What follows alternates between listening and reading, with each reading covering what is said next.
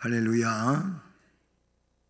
우리 성도들은 예배 드리는 삶과 무관하지 않지요. 예배 드리는 삶은 성도의 삶에 있어서 그 무엇보다도 가장 중심에 자리 잡고 있는 것이 바로 예배의 삶, 예배 드리는 것이라고 볼 수가 있습니다. 다시 말하면 성도에게 있어서 예배는 아주 중대한 특권이면서 또 의무가 되는 내용입니다. 예배 드리는 것이 성도의 의무이고 그 예배를 드림으로 놀라운 특권을 가지게 된다라는 겁니다. 예배를 통하여 성도는 하나님을 만나지요. 그리고 만나주시는 그 하나님으로부터 자신의 존재의 의를 확인받고 또 영적인 영향력을 공급받는 것이 예배의 내용이 되는 것입니다. 그런데 오늘 본문에 보면 성도에게 있어서 이처럼 중요한 예배에 관해서 언급하고 있죠. 이 말씀은 앞에 4장 1절부터 쭉 이어지고 있는 내용의 그 결론 부분이며 핵심적인 내용이라고 볼 수가 있습니다. 주님께서 이제 유대인들이 잘 왕래하지 않는 사마리아 지역을 통과하십니다. 바로 사마리아 지역은 유대인들에게 있어서는 접근하지 않는 지역이에요. 원래는 남부지방, 중부지방, 북부지방으로 그렇게 전부가 유대인들의 땅이었지만 남북이 갈려지고 북왕국이 아수르에 의해서 패망하고 난 다음에 이 중부지방 사마리아 지역은 혼혈 민족으로 이렇게 채워지게 됩니다. 그때부터 유대인들이 서로 사마리아 지역을 왕래하지 않는 이런 지역이 되고 말았습니다. 근데 예수님은 그 사마리아 지역을 통과하십니다. 4절에 사마리아를 통과하여야 하겠는지라. 이제 남쪽 유대 지방에서 북쪽 갈릴리 지방으로 가자면 그냥 중부 지방인 이 사마리아 지역을 통과해 가지고 북부 지방으로 가면 지름길이 되고 빨리 갈 수 있고 한데 유대인들은 그렇게 안 했다는 거지요. 요단강을 건너서 동쪽으로 우회해 가지고 북부 지방을 가곤 했어요. 근데 예수님은 그 사마리아에 가십니다. 사마리아에 있는 수가라 하는 야곱의 우물가에서 거기서 한 여인을 만나고 이 여인은 많은 사람들의 눈길을 피하여 다니는 그런 결혼관이 별로 좋지 않은 그런 여인이었어요.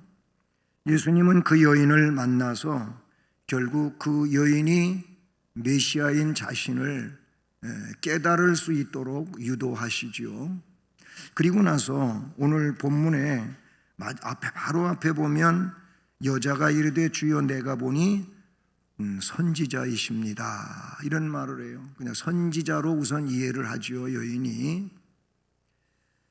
그때 주님은 그 우물물에 대한 이야기를 쭉 하시다가 이제 대화의 내용을 다시 바꾸시지요.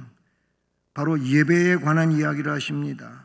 20절 말씀, 오늘 본문 앞에 있는 말씀을 보면 우리 조상들은 이 산에서 예배하였는데 당신들의 말은 예배할 곳이 예루살렘에 있다고 하더이다 하면서 예배에 대한 주제를 이제 꺼내서 다시 말을 바꾸어 이야기하게 되는 것입니다.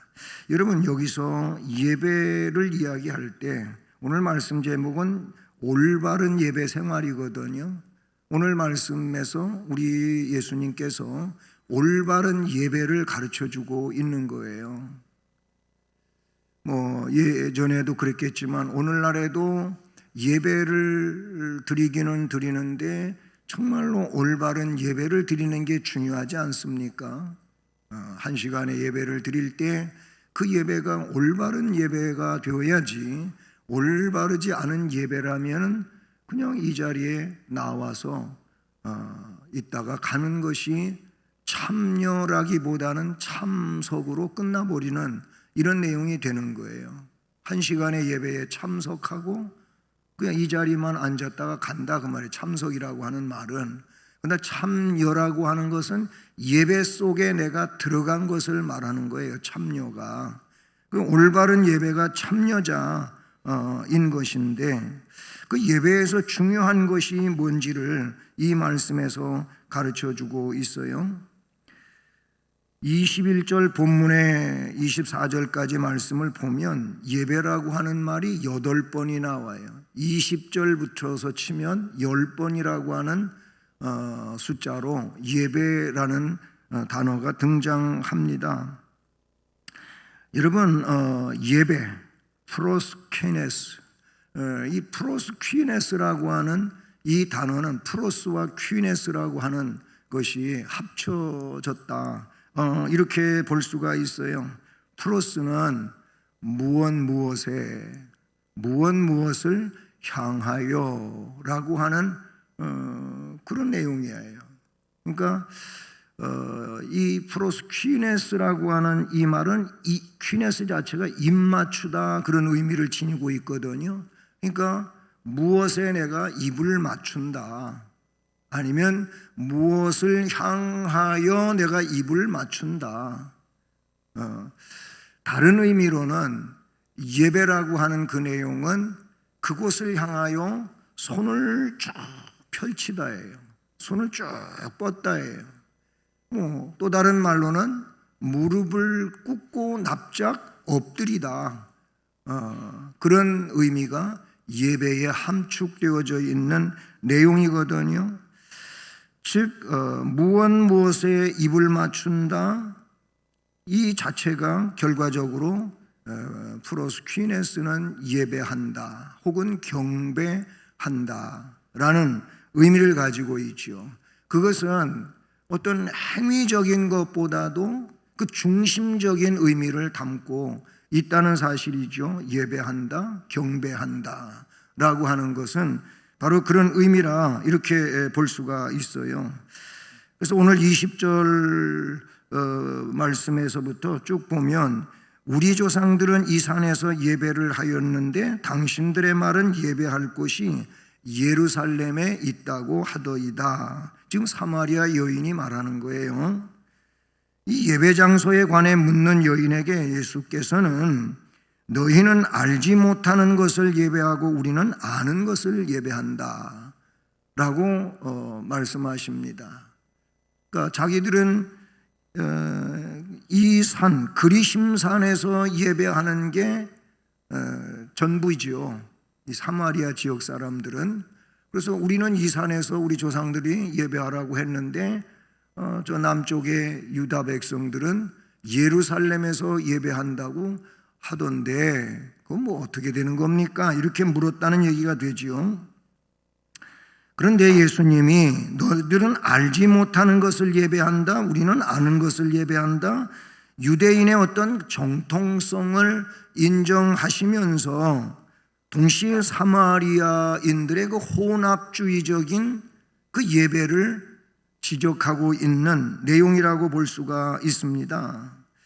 사마리아인들은요, 바르지 못한 장소와 예배관을 가지고 있어요.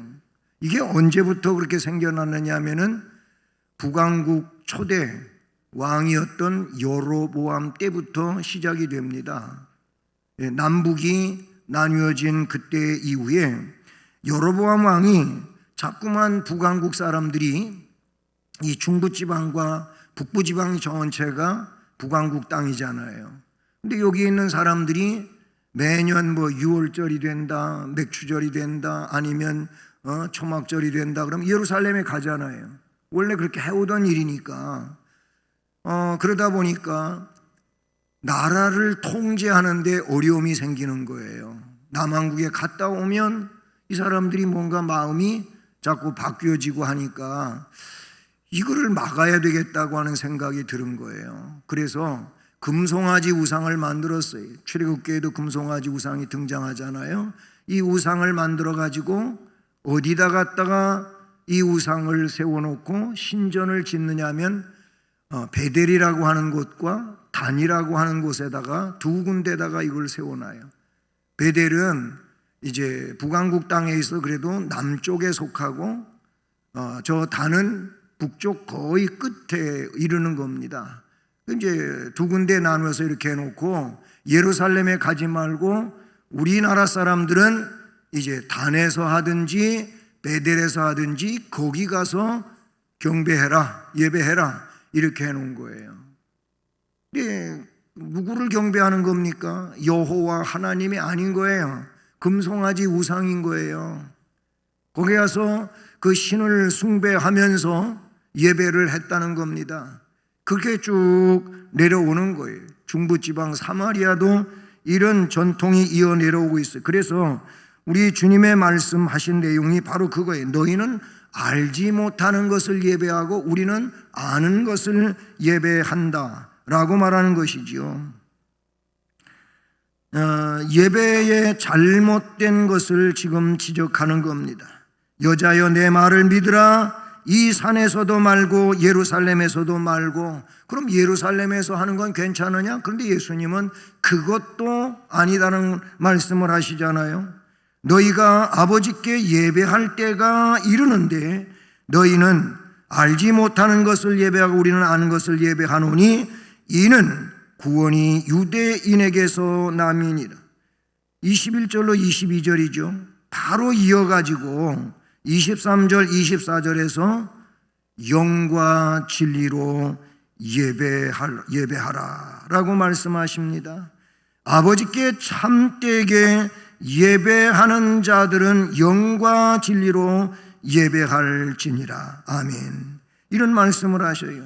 하나님께 드리는 예배는 외형상 방법이나 그 어떤 형식이 중요한 게 아니라는 거예요.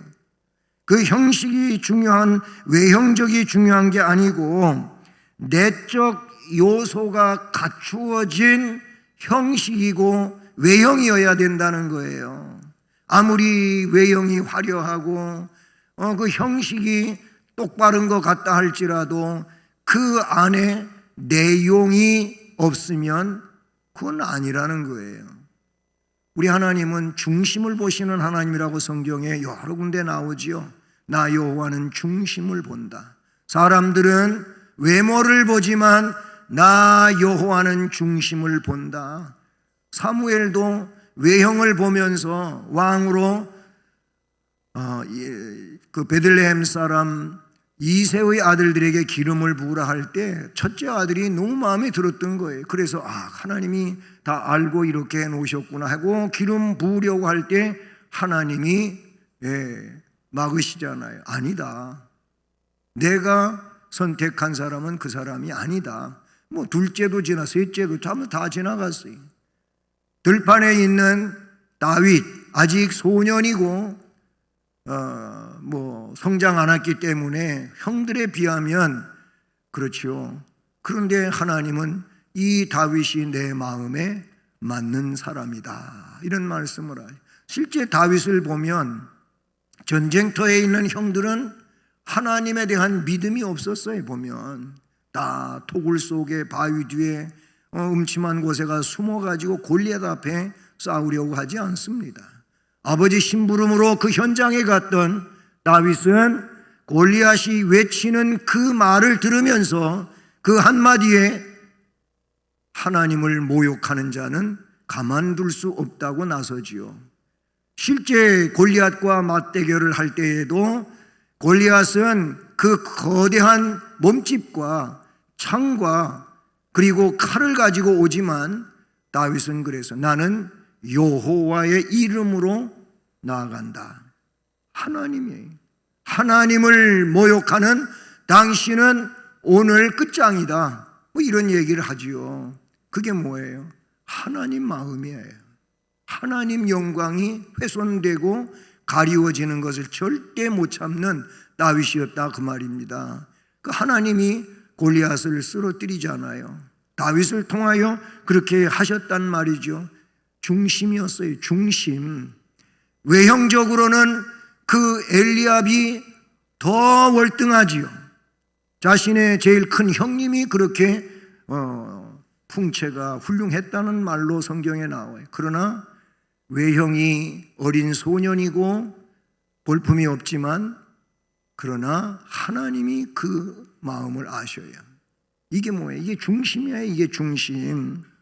내적인 요소였다 그런 얘기지요. 그것이 바로 영과 진리라고 이야기하고 있는 겁니다. 그래서 이 말씀에서 예배에서 중요한 것은 내용이 뭐예요? 우리의 마음이에요. 하나님을 향한 우리의 마음이 내용이에요.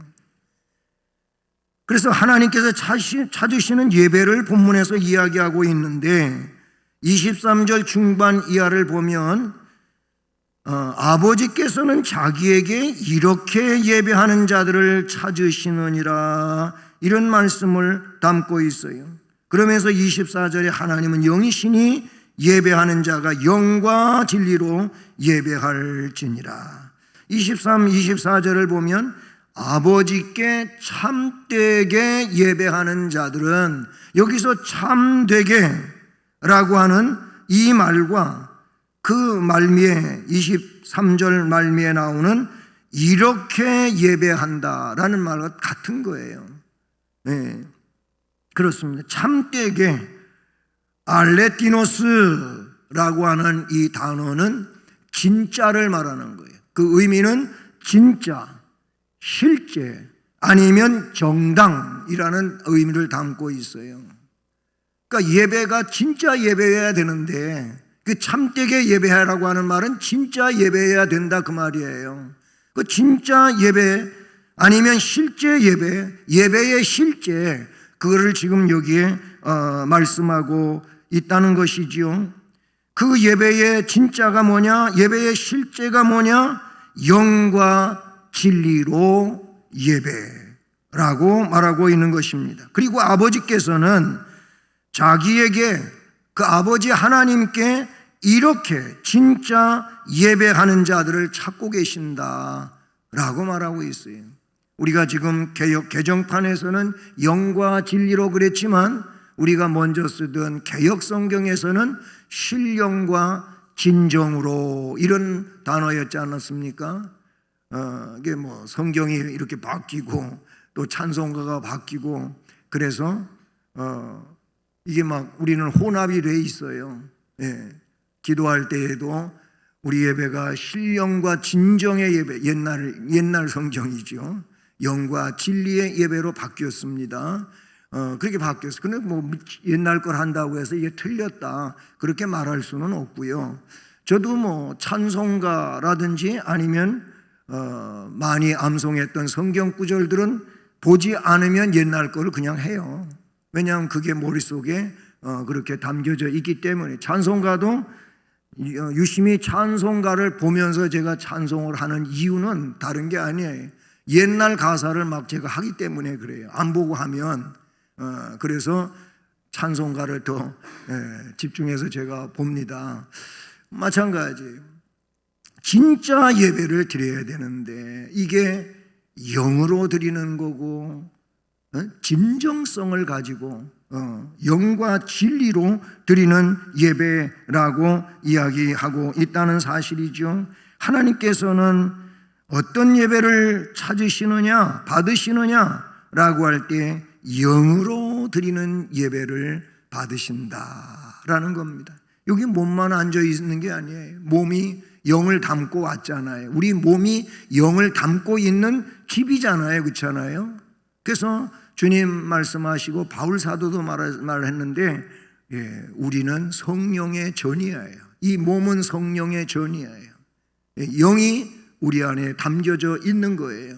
그래서 그 영을 담고 몸은 왔는데 몸만 있고 영은 이 예배에 관여되어 있지 않다면 그거는 지금 진짜 예배가 될 수 없다고 하는 거예요. 그래서 예배를 드릴 때 우리의 이 영을, 이 마음을 오로지 하나님께로 향하는 것, 이것이 매우 중요한 일이다, 이렇게 볼 수가 있는 것이죠. 여러분, 창세기 2장 7절을 보면 사람을 처음 흙으로 빚으시고 그 코에다가 생기를 불어넣으셨다고 했고, 그래서 생명이 되었다. 이제 생명, 호흡하는 존재, 숨쉬는 존재, 아니면 영적인 존재, 이런 존재가 됐다고 그렇게 말하고 있어요. 여기 영이 바로 그런 것이라고 볼 수가 있는 것이지요. 그렇습니다. 하기오스 푸뉴마, 영은 푸뉴마예요. 거룩한 영이라 그래서 성령, 이렇게 하는 거지요. 그렇습니다. 여러분, 살아 숨쉬는 존재, 살아 숨쉬는 살아있는 영으로서 하나님께 예배를 드리라고 하는 것입니다. 인간적인 형식이나 수단과 반대가 되는 예배의 요소가 영과 진리로의 예배인데, 영이란 말이죠. 왜 그렇습니까? 하나님은 영이시기 때문에 예배 드리는 자는 영으로 드려야 된다는 거예요. 영으로. 하나님의 본질이 영이신 겁니다. 영적인 존재인 하나님은 모든 물질 세계를 초월하여 계시는 분이시기 때문에 하나님과 교제하는 자들은 육으로 교제하는 게 아니에요. 영으로 교제하는 거예요. 그리고 이 육은 영의 통제 아래서 영이 요구하는 것을 담고 따라가는 것이 우리의 육체라, 그런 얘기죠. 그러니까 예배할 때 오로지 하나님인 거예요. 우리가 요리문답이나 신앙고백서나 이런 데서 보게 돼도 거기에서 뭘 정리해 놓고 있습니까? 하나님에 대하여 정리했을 때 하나님과 우리의 관계는 어떤 관계여야 되냐, 그 말이에요. 요리문답에서는 하나님에 대하여 우리의 해야 할 일은 뭐예요? 하나님을 영화롭게 하는 데 목적이 있어요. 그 하나님으로 즐거워하는 것이 우리의 모습이어야 된다고 그렇게 말하고 있어요.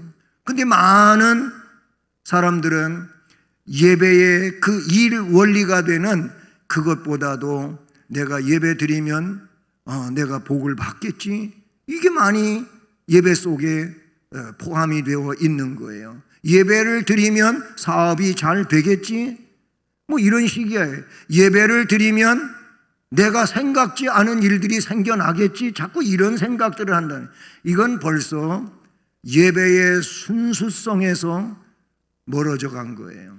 그냥 예배는 뭐예요? 하나님을 높이는 거예요. 예배가 그거예요. 영으로서의 예배는 그 내용을 담고 있다라는 것이죠. 로마서 12장 1절에서 바울 사도는 그래서 뭐라고 말합니까? 너희 몸을 하나님이 기뻐하시는 거룩한 산 제물로 드려라. 우리의 몸이 하나님이 기뻐하시는 거룩한 산 제물 되기 위해서는 이 몸이 담고 있는 영이 그것을 이끌고 갈 수 있어야 된다, 그런 얘기예요. 이 몸이 산 제물이 되려면 영이 먼저 이거를 주도하고 가야 되는 거예요. 몸이 그렇게 되기 위해서는 영이 그렇게 되지 않으면 안 돼요. 그러므로 산 제물이 되는 데 있어서는 바로 영으로서 하나님 앞에 나아가는 이 문제가 참 중요하다, 이런 거예요. 예배는 공동체의 질서 있는 예배 의식과 물질적 봉헌과 더불어 성도의 온 생활과 인격으로 예배를 드리는 삶이어야 된다는 것이죠. 이게 영으로예요. 그 다음에 진리로 예배하라고 했습니다. 진리로 예배를 드리는 거예요. 진리, 알레테이아, 진리야의 진리. 주님은 진리로 예배를 드리라고 했는데, 영이 성도의 내적 예배의 조건이라면 진리는 외적 조건이라고도 할 수가 있는 겁니다. 이는 사마리아인의 성경 지식이 없는, 성경에서 요구하지 않는 그 예배를 빗대어서 하신 말씀이라고 볼 수가 있는 것이지요. 예배는 인간의 열심, 정성에 앞서서 성경에 계시된 하나님의 진리의 뜻을 따라 드려져야 한다 그 말이에요. 그러니까 아까 예배의 본질은 영에 있다 그랬고 진리로 예배하라고 하는 건 뭐예요? 이게 외형이라고 말했는데 그 외형이라는 게 다른 게 아니고 성경에서 말씀하고 있는 예배의 형식을 말하는 거예요. 그게 진리로 이렇게 표현되어졌다. 만약 그게 아니면 창세기 4장에 나오고 있는 가인의 제사와 같이 될 수밖에 없어요. 하기는 했는데 하나님께서 연락하시질 않아 받아들이질 않으셨다는 거예요. 아벨과 그 제물은 받아들이셨는데 가인과 그 제물은 받아들이질 않았어요. 연락을 안 하셨다 그랬어요. 이것 때문에 가인이 화가 났고 그 화를 동생에게 풀어버렸잖아요. 그래서 동생을 쳐 죽였어요. 진정한 예배자는 누구를 쳐 죽일 수가 없지요. 그렇게 할 수도 없지요. 하나님이 계시는데. 그런데 진정한 예배자가 아니니까 자꾸 사람 속의 혈기와 감정과 이런 것들이 예배 이후의 삶으로 드러나게 되는 거예요. 진정한 예배자는 하나님이 내 예배 속에 함께 하시는 분이고 내 삶 속에 함께 하시는 분이기 때문에 그렇게 할 수가 없는 겁니다. 어쨌든 가인의 예배는 뭐예요? 영으로 하지도 않았을 뿐만 아니라 하나님의 말씀을 따르지도 않은 거예요. 그냥 자기 형식으로 하나님께 자기 방법으로 드린 겁니다. 진리를 따라 드리는 예배, 바울 사도는 로마서 10장 2절로 4절에서 내가 증언하노니 그들이 하나님께 열심이 있으나 올바른 지식을 따른 것이 아니니라. 열심은 있는데 하나님의 그 말씀을 따라서 올바른 것이 아니었다는 거예요. 말씀에 비추면 그래요. 그 열심히 맞아야 되는, 하나님의 말씀에 맞아야 되는데 맞지 않았다 이렇게 말하는 거예요. 하나님의 의를 모르고 자기 의를 세우려고 힘써 하나님의 의에 복종하지 아니하였느니라. 그리스도는 모든 믿는 자에게 의를 이루기 위하여 율법의 마침이 되시니라. 여러분 우리 잘 생각해 보세요. 정말 예배를 드림으로 하나님의 의를 이루려고 하는 것인가? 아니면 예배를 드리고 나의 의를 이루려고 하는 것인가?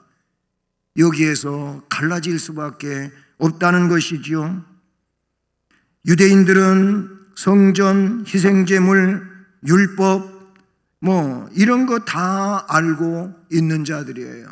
그런데 예수님한테 책망을 받았어요. 화받을 족속들이라고. 회개하지 않으면 멸망한다고 이런 질책을 예수님께 받아요. 왜 그렇습니까? 말씀해 보니까 율법에 더 중요한 의, 인, 신을 버렸다. 이런 말씀을 지적하셨어요. 그게 있어야 되는데 그건 버려놓고 그냥 자기 열심으로 외형을 갖춰가지고 그렇게 했다는 거예요. 너희들의 내용이 없지 않느냐, 내용이 없지 않느냐, 이런 말씀을 주님께서 말씀하시지 않았습니까? 주님은 내가 그로라 하는 말씀을 본문 이후에 25절에서 하고 계시는데 예배에 하나님 앞에 온전히 나아갈 수 있는 특권과 그 은혜를 우리 주님이 핏값으로 허락해 주신 줄로 믿는 것입니다. 그래서 우리의 올바른 예배, 하나님이 찾으시는 예배, 바로 그 참된 예배, 그 예배는 영으로 진리로 드린다. 영은 그 중심의 내용인 것이고 진리는 성경적 지식에 따른 겁니다. 성경에 따른 거다. 이것이 영과 진리로라고 볼 수 있어요. 마지막으로 이제 우리가 중요한 거는 이런 예배를 1시간의 예배를 드렸어요. 또 다른 예배를 또 드릴 수도 있고 하지요. 그런데 이 예배로 모든 것이 끝나는 게 아니고 성경을 보면 예배를 그렇게 영과 진리로 드렸다면 이제 살아가야 되는데, 그 예배 시간 이후에 가정에서도 생활을 살고 일터에서도 생활을 살고 사회 속에서 일상을 살아가지 않습니까? 그 살아가는 자체가 뭐냐면 예배의 삶, 예배는 삶이다, 이런 내용을 가져야 돼요. 왜냐하면 그게 성경에 우리에게 요구하고 있는 것이죠. 예배에 함께 하신 하나님은 생활의 전 영역에 나와 함께 하시는 하나님이십니다. 예배 1시간 때문에 나와 함께 하시는 하나님이 아닌 거예요. 그냥 나와 언제나 함께 하시는 하나님이신 거예요. 여러분, 사도행전 2장 1절에 보면 오순절날이 이미 이름에 그들이 다 같이 한 곳에 모였더니, 모여서 뭐 했겠습니까? 예배드리고 기도했어요. 사도행전 오순절 성령 강림 바로 직전 상황에 마가의 다락방에 모여서 예배드리며 기도했던 거예요. 예배는 삶이다. 예배의 삶이라고 하는 것은 항상 우리는 예배를 사모하며, 생활 속에서도 예배를 사모하며, 가정에서도 예배를 드리는 거예요. 때에 따라서는 직장에서도 예배를 드리는 거예요. 구역 예배도 있고 새벽 예배도 있고 이런 예배들이 있어요. 다시 말하면 예배를 사모하며 어디에서든지 예배를 드리고 기도를 드리라 라는 것입니다. 이게 예배의 삶인 거예요. 그게 1원리예요. 1원리. 첫 번째나 그 말이에요. 그 다음에 두 번째는, 예배는 삶이라고 하는 이 내용은 말씀을 삶 가운데 내 생활 속에 적용을 시켜가기 위하여 성경 공부를 해야 된다. 이게 예배의 삶과 떨어질 수 없는 내용이 되는 것이죠. 주일날 예배 1시간 드리고 모든 것이 끝나버리면 안 되는 겁니다. 앞에 말씀처럼 가정에서도 예배 드리는 거예요. 그 다음에 말씀이 나를 주도해 가기 위해서 항상 성경 공부가 삶의 적용으로 이루어져 가야 된다라는 거예요. 사도행전 2장 42절에 그들이 사도의 가르침을 받아서 서로 교제하고 떡을 떼고, 이런 말씀들이 뭐예요? 사도의 가르침을 받아서 그렇게 한다는 거예요. 이게 성경 공부예요. 말씀의 가르침인 것이죠. 그리고 또 삶 속에서 공동체가 한 지체임을 알고 항상 교제하는 삶이 필요해요. 성도의 교제가 되는 거예요. 신앙 고백서에도 보면은 뭐라고 되어 있어요? 마지막 부분에 보면 성도가 서로 교통하는 것과 교제하는 것. 그래서 교통은 교제예요. 교제. 성도가 서로 교제하는 것과, 이게 우리 신앙 고백서 안에 담겨져 있는 거예요. 성도는 서로 평소의 삶을 살아가면서도 교제를 이루어야 된다. 교제를 이루어야 돼요. 그 다음에 또 한 가지는 지체들을 섬기는 기쁨을 자꾸 체험을 해야 돼요. 생활 속에서 예배의 삶을 살아가는 자들은 생활 속에서 섬기는 기쁨이 체험이 되어져야 된다. 왜? 이것이 주님을 따르는 삶에 나타나는 모습이다. 즉 헌신의 기쁨을 가져야 된다, 그 말이에요. 그러니까 일주일 내내 직장 생활로 그냥 끝나버리는 이런 것이 아니고, 바로 직장 생활일지라도 직장에서 내가 그리스도인으로 섬기는 기쁨을 누릴 수 있어야 된다, 그 말이에요. 거기에서 내가 섬기는 자로, 왜냐하면 거기에 주께서 나를 파송하셨다고 믿고 그곳에서 섬기는 기쁨이 있어야 되는 거예요. 이게 예배의 삶이다. 삶의 예배다. 그런 얘기예요. 그리고 믿지 않는 사람들에게 기쁜 소식을 자꾸 전해줘야 되는 거예요. 왜냐하면 이게 생명이잖아요. 이게 영원한 구원이잖아요. 이걸 알고 있잖아요. 그렇다면 이거를 바로 그 생활 속에서 아직 주님을 모르고 있는 자들에게 전하는 겁니다. 증언해 주는 겁니다. 전도의 삶이 되는 것이죠. 사랑하는 성도 여러분, 우리들은 하나님께서 기뻐 찾으시는 예배자, 기뻐 받으시는 예배자, 즉 영과 진리로의 예배자가 되기를 바라는 것입니다. 그리고 그 예배를 삶으로 살아내는 예배의 삶을 살아갈 수 있기를 바랍니다. 생활 속에서도 예배하는 삶이 되고 그리고 어디를 가든지 말씀이 적용되는 삶을 살아가고 성도 안에 서로 지체임을 알고 교제를 이루고 헌신하는 기쁨이 있고 증언의 삶을 살아가는 예배의 삶이 우리의 일상에서 이루어져 가므로 우리를 통하여 하나님의 영광이 이루어지고 선포되는 이 놀라운 역사가 함께하기를 주님 이름으로 축복합니다.